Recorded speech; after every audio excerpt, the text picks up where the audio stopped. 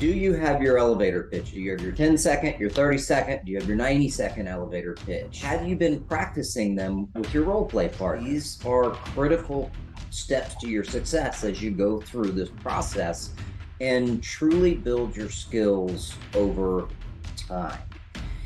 The other piece of this is the knowledge of what you are. In other words, when you go into that elevator, are you the D, the I, the S, or the C? Do you know what is the appropriate lead generation tool for you and for your personality? And the other piece of that, are you starting to practice the ability to identify a prospective buyer or seller, the people that you're around, and what they are as well? Are you learning to model and mirror your speech patterns, your speed, your mannerisms, and all of the things that you do today? Join in, because we're going to talk about the gaps.